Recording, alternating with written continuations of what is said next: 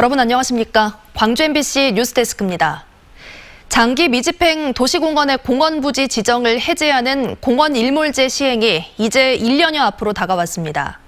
광주에선 25곳의 공원이 해당되는데 이 가운데 15곳에 2천억 원이 넘는 광주시 재정이 투입될 예정입니다. 광주시의 준비는 어떻게 돼가고 있는지 송정근 기자가 보도합니다. 도심 속 공원에서 시민들이 오전부터 산책과 운동을 즐깁니다.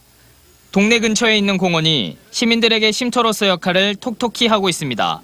쉼터도 좋고 앉았다 돌 수 있고 안 그러면 한 바퀴 빙 돌고 올 수도 있고 저는 여기 오면 꼭 한 바퀴 돌아요. 주민들을 위해서 참 잘 해놨어요.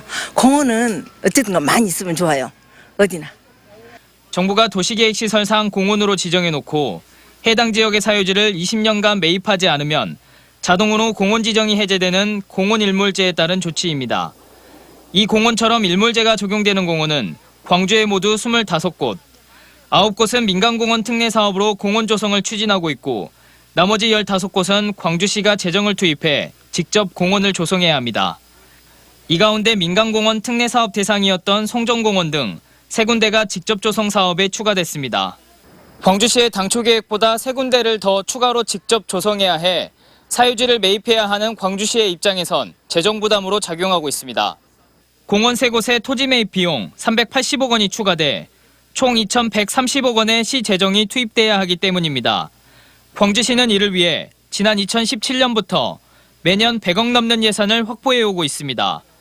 최근엔 자치단체가 공원 조성을 위해 발행하는 지방채 이자를 정부가 최대 70%까지 지원한다는 대책도 발표됐습니다. 공원이 해지되지 않도록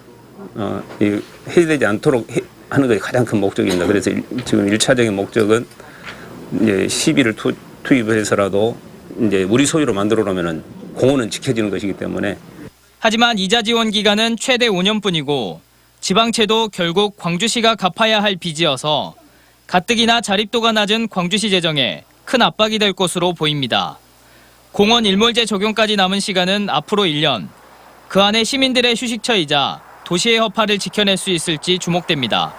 MBC 뉴스 송정근입니다. 한전공대 설립 사업이 정부의 예비타당성 조사 대상에서 제외될 가능성이 커져 사업 추진에 탄력을 받을 것으로 보입니다. 한전에 따르면 법제처는 최근 공기업과 준정부기관이 수익성을 전제로 하지 않고 제3자에게 출연하는 사업이 예비타당성 대상에 포함되느냐는 기획재정부 질의에 조사 대상이 아니라고 밝혔습니다. 한전이 수천억 원을 투자해야 할 한전공대 설립 사업은 이번 법제처의 해석으로 예타 면제에 탄력을 받을 것으로 전망됩니다. 7080 세대는 버스에서 요금을 받던 버스 안내원 기억하실 겁니다.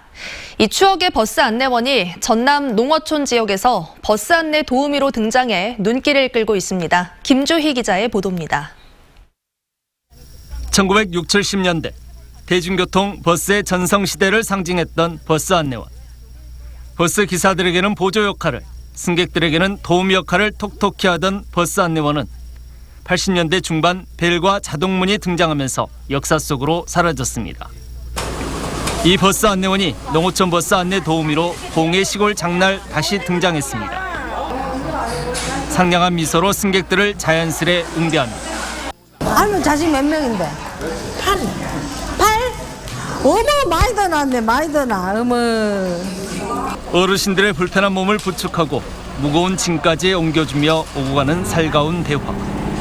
시골 인심까지 넉넉히 묻어납니다. 이런 거 들어줄게. 짐. 짐도 들어주고 그러니까 좋아. 장에 다닐 때 힘드니까 이렇게 해주니까 참 좋다고 감사하고 고맙고. 공군이 도내 처음으로 선발한 농어촌 버스 안내 도우미는 모두 5명. 이들은 이용객이 특히 많은 장날 전통시장을 경유하는 5개 노선에 아침 7시부터 오후 3시까지 투입됩니다. 앞으로도 제 각오도 그래요. 우리 어르신들의 손과 발이 되어주고 더 열심히 할 생각입니다. 공군은 지역민들의 수요에 맞춰 버스 안내 도우미 운영을 확대할 계획입니다. 어르신들의 불편을 해소하기 때문에 아주 호응도가 좋습니다. 그래서 이러한 효과들을 저희들이 분석을 해서 앞으로 혼잡 노선에 대해서도 추가로 확대 운영할 계획에 있습니다.